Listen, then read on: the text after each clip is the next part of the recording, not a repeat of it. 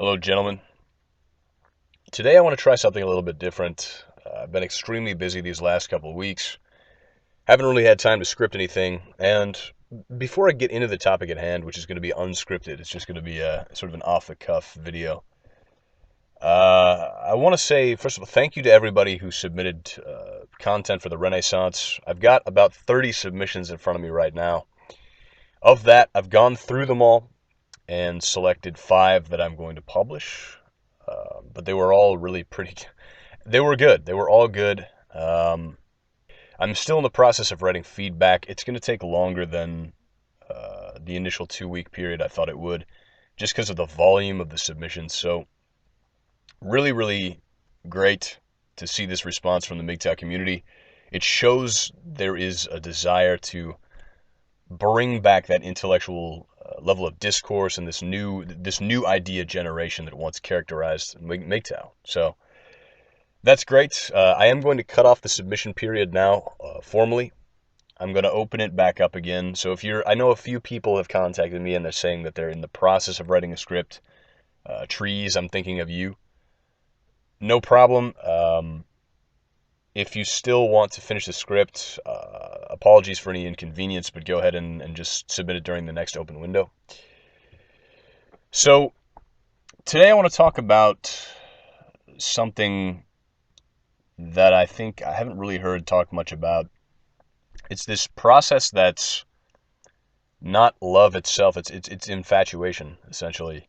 I want to talk about infatuation and the different forms it can take and how it can manifest. And I'm going to talk about it in 2 forms. There's the female side of it from what I've observed, and there's the male side of it from what I've both observed and actually gone through. So let me take a second to organize my thoughts. I think the best way to approach this is going to be to talk about what I like to talk about in terms of.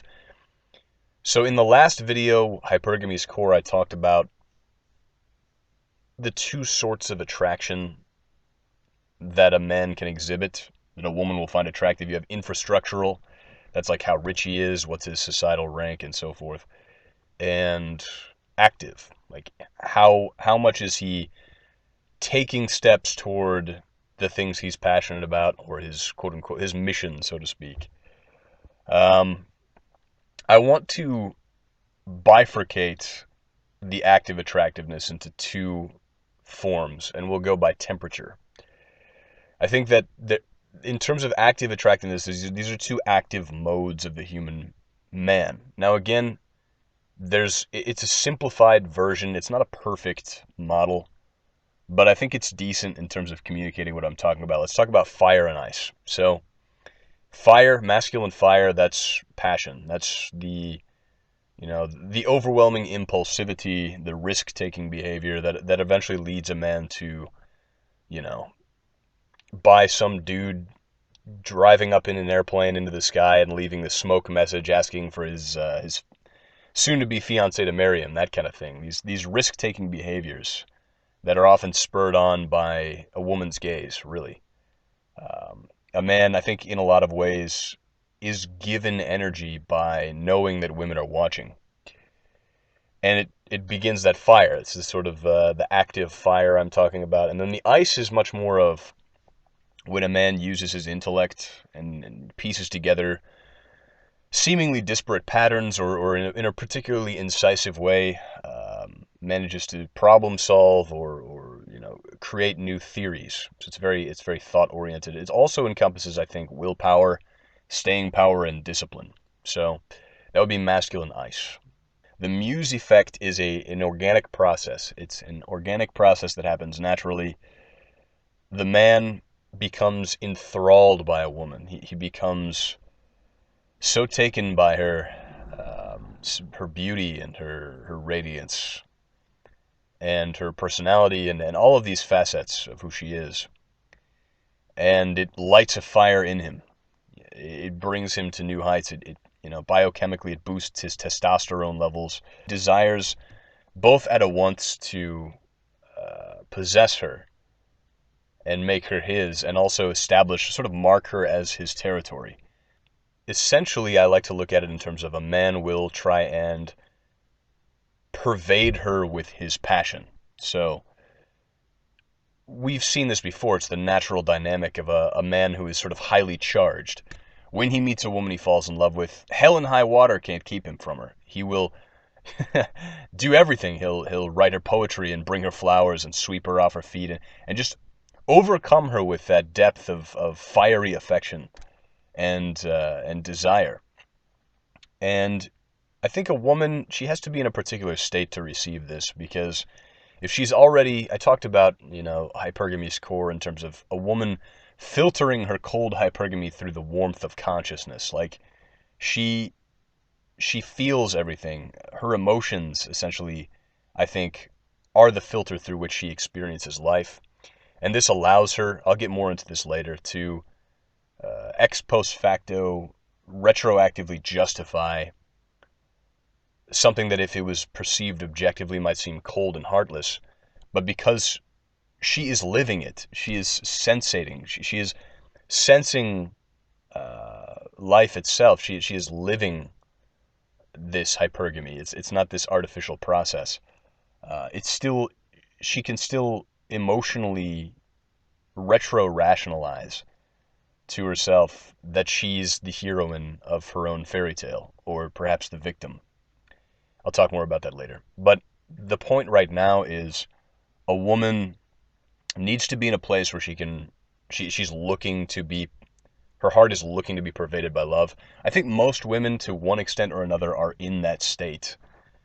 I look at it in terms of, I used to know this, I had an ex, and we were exclusive. This was way back. It was when I was 20, maybe 19, I guess. And she talked about how, like, I asked her, this was back when I was very blue pill, and I asked her, like, could it ever be that I was the only one you would always love? I asked her that. And she said, I don't think so. Like she never lied to me, and that's one thing I really liked about her. It kind of got me sped up with the red pill pretty quick. She never really seemed to lie. She would always, she respected me enough to at least tell me how she saw it, because she knew that was so important to me. And also probably because she knew I would sense that bullshit if she tried to pull anything over on me.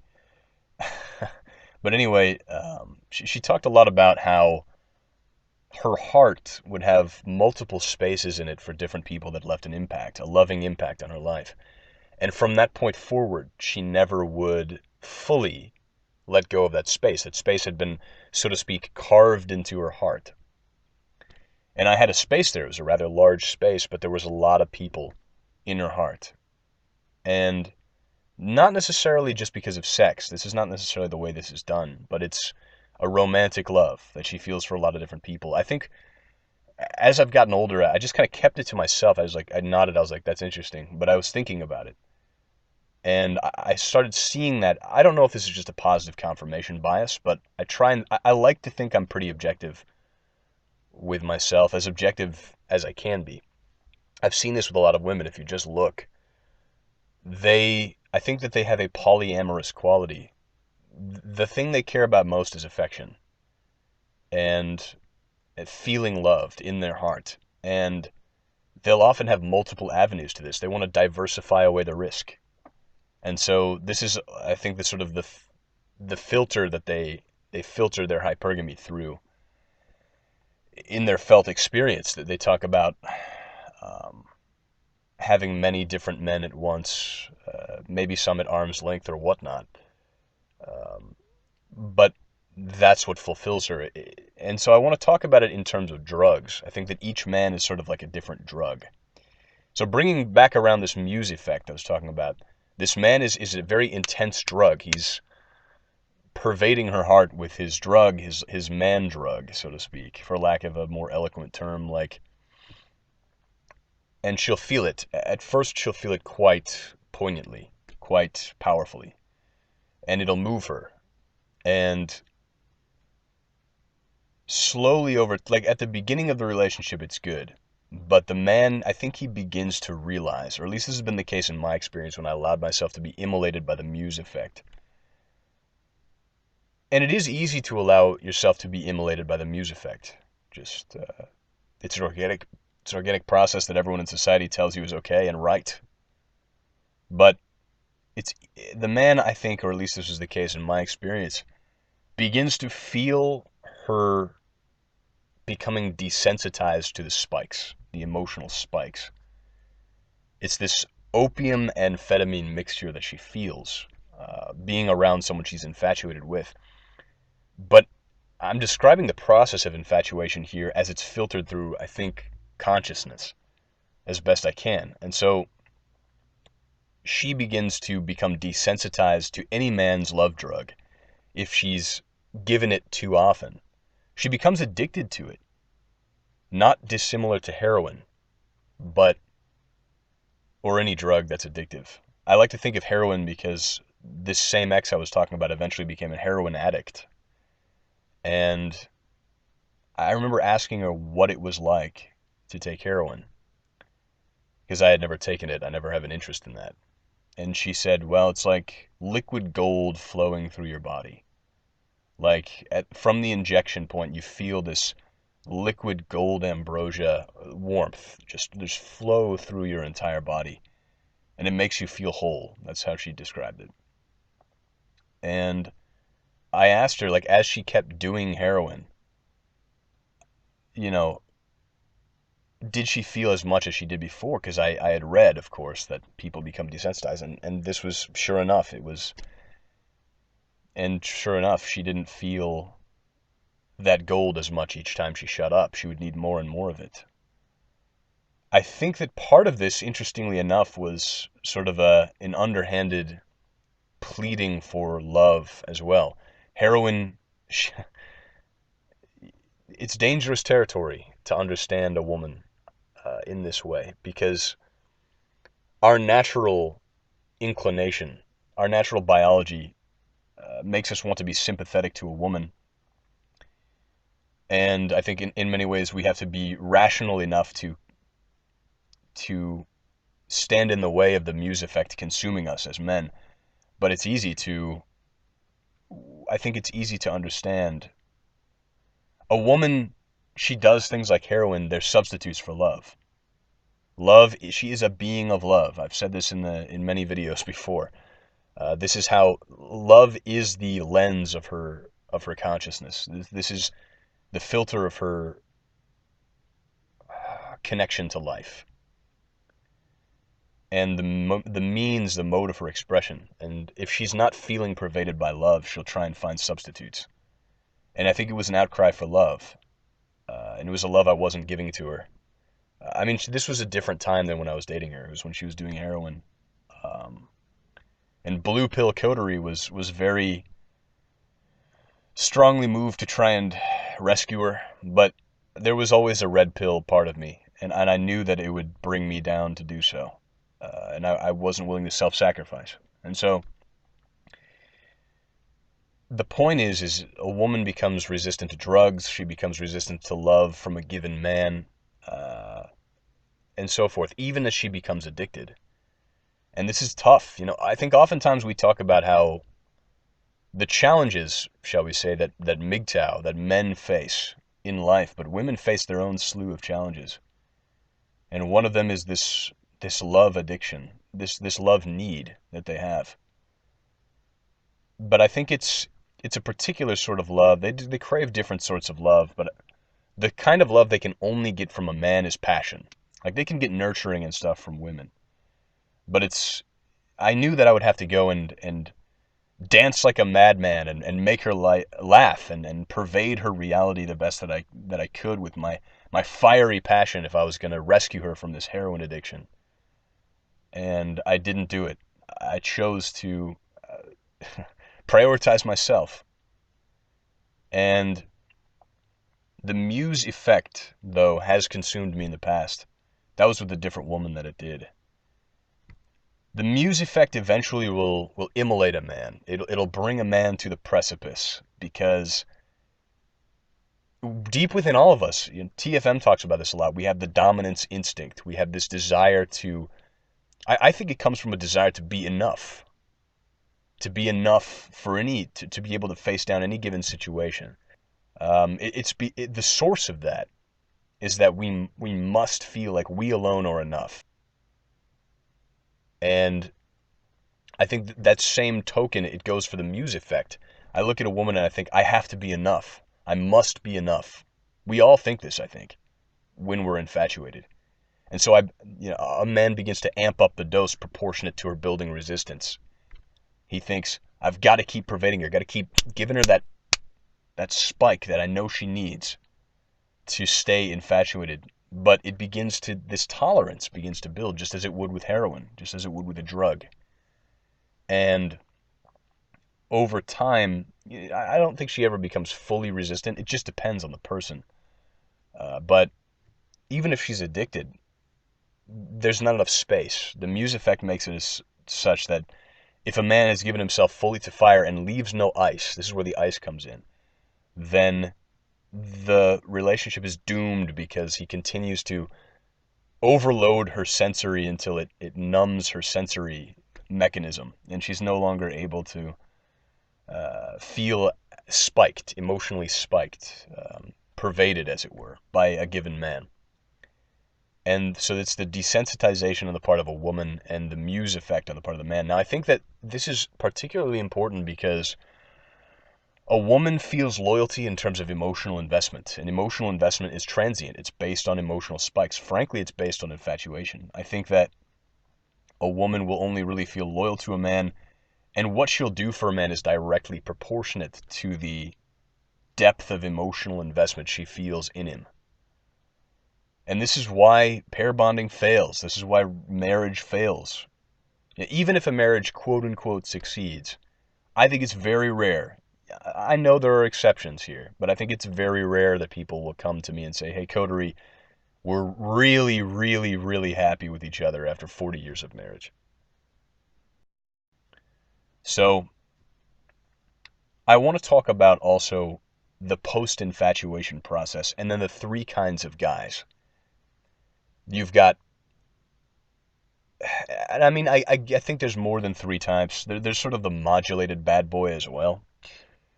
But really there's three. There's the quote-unquote beta male.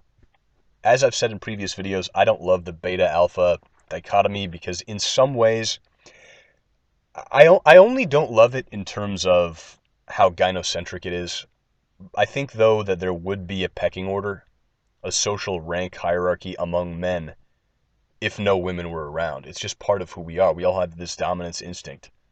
And so if there were 10 men alone on an island and they were stranded and they knew that and there was no women there, they knew that they'd never see civilization again, bullshit that they'd all be totally equal. There'd be a hierarchy. It would just naturally form. And so I do think that there are alphas and betas, but I think they're a lot different than gynocentric. Like, you think about the gynocentric alpha. This is going to be admittedly a bit of a voluntary tangent here, but I'm cognizant of it. I do think it's interesting to talk about. We talk about alphas in terms of the gynocracy. We're talking about these juiced up idiots, the muscle heads, basically, the Cro-Magnons, as it were, that just shoot up steroids and try and become super physically dominant, or they put other men down and simply try to be bullies, essentially, and then they get pussy that way. And I think that this is interesting because if we're going to be ruthlessly honest with ourselves, we've all been the ones to look up how to boost my testosterone on Google and see these websites and be like, okay, vitamin D, good, got it. Hope no one else is looking at this shit so I can get an edge. We're all doing this as men, or a grand majority of us are. Maybe some listeners will write in the comments, Coterie, I'm just natural. My testosterone must just be naturally super high because I never look at how to boost it. I'm super swollen. Great. Yeah, good for you. But for the most of us, I think we've all looked into how to boost our testosterone and all this stuff. And it's like in natural ways, and there's this sort of, there's different forms of dominance. I think that a healthy form of dominance is acquired through prestige. I don't see this talked about very much. But in an ideal society, an honor-based society, in my opinion, is ideal. I'll go into that maybe in a later video. But you've got prestige form of dominance and you have bullying form of dominance, essentially. Prestige form of dominance is acquired in a healthy way that's constructive. I look at healthiness as a constructive system. So basically, there's two systems you can create vis-a-vis dominance. You can create a system that will go on and actually work and function well and benefit everyone within the system, where everyone feels like the system is fair and people achieve dominance and rank based on their own efforts, their own merits, and their own skills. That's a prestige-based dominance system. And then you have, essentially, I don't know how to call it, aggression or bullying. I don't really know what to call it. Sort of dominance system, bullying dominance. You know, the biggest, strongest, most physically intimidating guy is going to take control by force and kill anyone who stands in his way. I think that form is rightfully reviled, because it's not really that person even earned it or that he's even best cut out to be leader. He's just the biggest and the strongest. And so, anyway, that's what I talk about when I say alpha and beta. I'm still going to use those, I think, probably going forward, maybe at some point. But I look at alpha and beta as quite different. I look at a good alpha male as someone who's able to architect a system so that everyone within his tribe, so to speak, benefits, is provisioned for, and essentially is good enough at planning, good enough at seeing potential futures, good enough at essentially doing what needs to be done and motivating people, leading people in a positive way, so that the tribe goes on, so that the tribe flourishes. And that's kind of what I see as an alpha male. So anyway, when I say beta, now I'm going to be talking in a sort of a gynocentric way, not because I like gynocentrism, but just because I know we all know what I'm talking about. Most beta males will never, if we're going to classify people in this way for the sake of understanding and visualizing this particular vein of thought, three types of guys that a woman will be with. She'll be with the betas. These are the guys that don't allow themselves to express passion, or maybe they're just lowly charged. They don't have too much energy all the time. They just want peace. Peace is enough for them, and they'll settle for a contented, sort of nurturing relationship. And then you have the guys who are highly charged and passionate, and you could call these, I guess, the crusaders. They have noble intentions.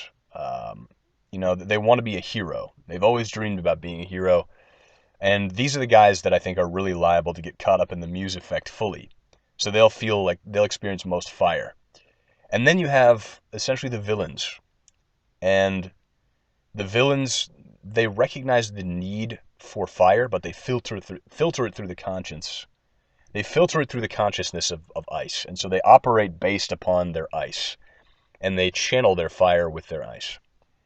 And I use the word villain not because I, think that they are actually villains. I just think that most gynocentric society would perceive them as such. And so bad boys will fall into that category, but it's a little bit different. I think that we've got three types of guys, and we've got three types of the way that love will pan out. With the beta, the woman will filter it through her... Let's talk about how a woman will filter each through her own consciousness, her own emotions. With the beta, she'll often move to a beta when she's 28, maybe 27.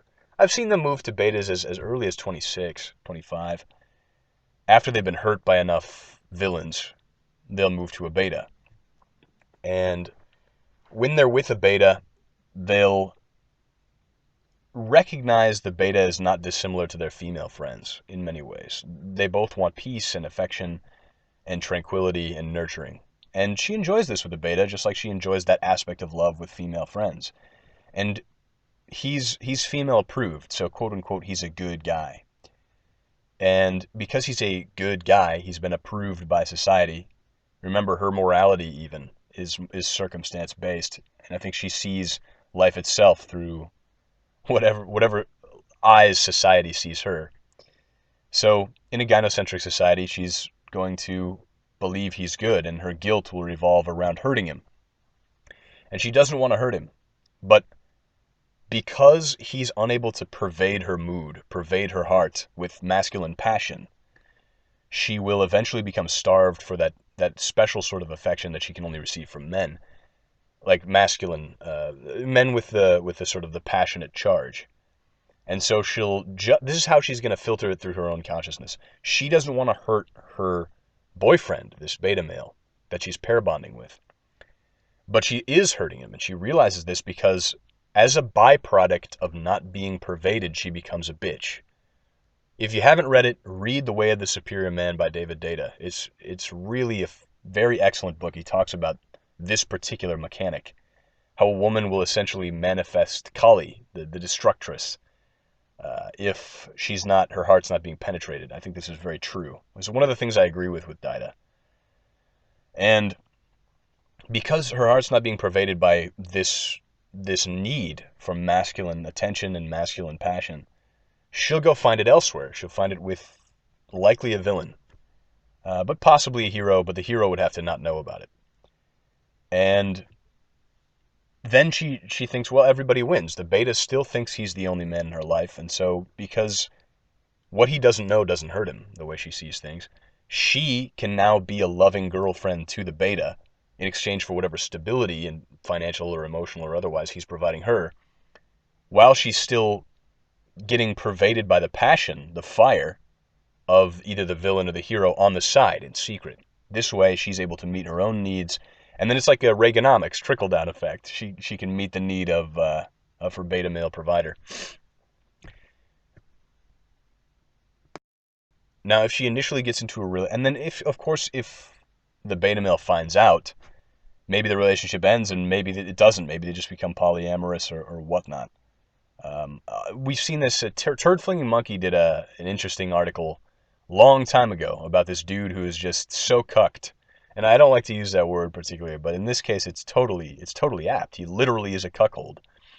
This dude was so cucked. He was just a cuck writing about how proud he was of being a cuck. I'll link in the description. I don't remember the title of it offhand, but I'll post it in the low bar.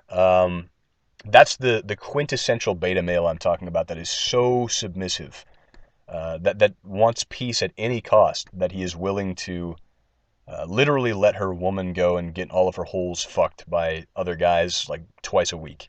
And then it quote unquote turns him on to hear about it.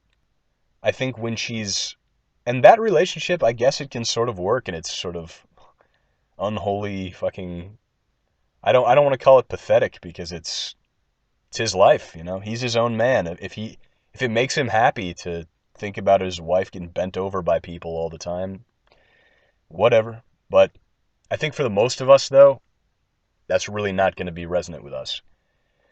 And then there's the hero, and this is the man I used to be in a lot of ways, or tried to be. This is the man who's highly charged, and if she gets in a relationship with the hero, the desensitization happens. The Muse effect happens. The hero immolates. The hero finds himself, struggling to keep food down, and it all falls to shit because she gets desensitized to his passion slowly over time. They'll break up. It is what it is. She'll never fully lose the craving for him, and I think that craving will come back over time. But it'll be a while. It's like one of the holes in her heart becomes this guy. The beta, for example, I talked about earlier, will never make a hole in this woman's heart. It's only the other two types, the hero and the villain. And will she cheat on the hero? Not initially. The hero is likely controlling. He controls her out of love. He tries to dominate her and all this shit. He likely gets highly possessive and jealous. I've been that guy. I don't think I've ever been cheated on, but I don't know. I could be wrong, but I was highly suspicious of it, even as the quote-unquote hero archetype. I was incredibly, incredibly controlling and incredibly not trusting at all. And there's other manifestations of the hero type. You could say I was never fully a hero type because of how controlling I got. Some hero types will not be controlling. They'll just trust the woman completely. I think these guys are more likely to get cheated on. But I think the longer a relationship goes, the more likely the hero is to get cheated on, proportionate to how desensitized she becomes to being infatuated to him. I think that the infatuation process is a woman's form of love. I don't think she feels love in a lasting, linear sense. Infatuation is pretty much it. It's that emotional investment, and she will make decisions based on her emotions in that vein. And then you have the villain. And as I'm sure you've surmised, this is what I am now. I don't think of myself in terms of, I'm some badass villain or some shit. I'm just Coterie, but society would likely see me as a villain within this regard. A bad boy is a sort of a type of villain, and it's interesting because a woman will, so it's more, a villain will be more strategic in channeling his flame, his fire. A villain will spike her when he knows it's strategically optimal, and then pull it back when he knows it's strategically optimal. Infatuation with a hero will last only a long time if they have a long-distance relationship, or something introduces a cold element to give her that hot cold. It mixes with hot cold to prolong the infatuation, because infatuation is contingent, I think, in a woman upon, moments of hotness, so to speak, moments of fire, getting the drug, and then withdrawal from the drug to make her need the drug again. That's the coldness. And so long-distance relationships give that simulacrum, so they last longer for a while. And this is why you see a lot of guys will say, well, I'm a hero, and my girl still loves me. Is your relationship long-distance? That's my question. Maybe it's not. I don't know. I can't, there will always be people in the comment section that will be the exception to the rule, but I'm just generalizing here because I think there's use in generalizations. And I'm not going to apologize for generalizing. So, the villain understands that love is a construct. He understands that it's cause and effect. And so he still feels the Muse effect, but he harnesses it and he channels it. And this is what I was talking about in the pathogenesis of vulnerability when I said, I've become the sadist in Jean-Paul Sartre's version of the Sado-masochist relationship. The woman is the masochist. Usually people fall on a spectrum there. The sadist is the one in control. The woman is the sensate. She feels, he directs. And so, in this way, a relationship can last because the infatuation process can be maintained through cold strategy. It is what it is. You call it whatever you want, but that's the way it can be maintained. The question then becomes, what the fuck is the point? The point then becomes pragmatic, right? It becomes a practical thing. I like to talk to my friends in terms of, if you ever send a woman a text, send it with the cognizance that everyone, send it as if the entire universe will see it, because that's pretty much what's going to happen. She'll show her friends all kinds of personal information that you share to her. And, anything via text, and they'll all go over together in this powwow. And if she can craft you into the villain with her friends, her beta male orbiters and her gay friends and all this stuff, and they just keep reaffirming to her that she's the good one, then she gets to, I think this is why a lot of women are masochistic as well. They get to feel like the victim and the hero at once, or the heroine, and then they can break it off with either the passionate man, the hero, or the villain, and make him into the bad guy. And then they'll just get reaffirmed that he was the bad guy. And their circumstance-based morality becomes okay with it because everyone they've immediately surrounded themselves with approves of her decision to cut the guy off, because she begins to, it's a natural process. I don't even know if she's cognizant of it. She begins to, because of her fading infatuation, that natural process incepts, it catalyzes her, not demonizing of the man per se, but villainizing of whoever it's with, whether it's a villain or a hero. And ironically enough, it's more likely that she'll be unable to villainize the villain, because from her paradigm, the villain is hot cold still. So she'll still be infatuated. If that infatuation is perpetually maintained, then she may see him as a hero, even though he's a villain, and she may see the hero as a villain. Interesting stuff, regardless. And so, I think one final thing, I'll leave this video on this, is a thought. Never tell a woman, I mean, I think with men as well, just don't tell people, but especially a woman, that you've been involved with. your deepest secrets, your deepest, darkest secrets and ambitions. Never tell her the whole picture. Ever. Even I know it might feel good to do it. You might think, or maybe you wouldn't. I don't know. But don't do it.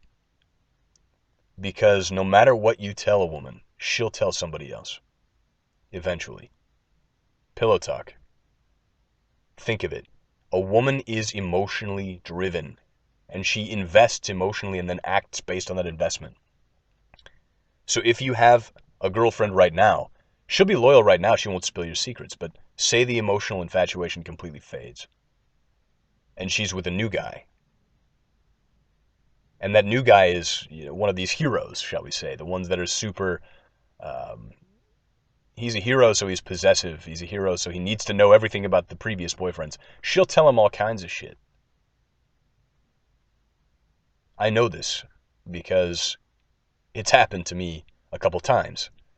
I'm not saying this is a universal truth here. I'm just saying I made the mistake in the past of telling a woman important, like vital information with regard to my future. And because she got so caught up in emotions after we broke up a long time later when she was with a new guy who's, a hero. He tries to be controlling.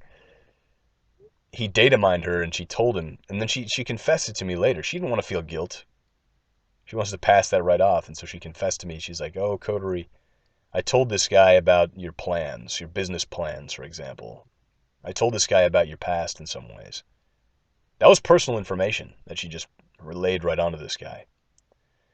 So if you ever do have friends with benefits or trysts, keep the most important stuff to yourself. Because it's just better that way. You just have more control over your information. Thank you, gentlemen. Have a pleasant evening.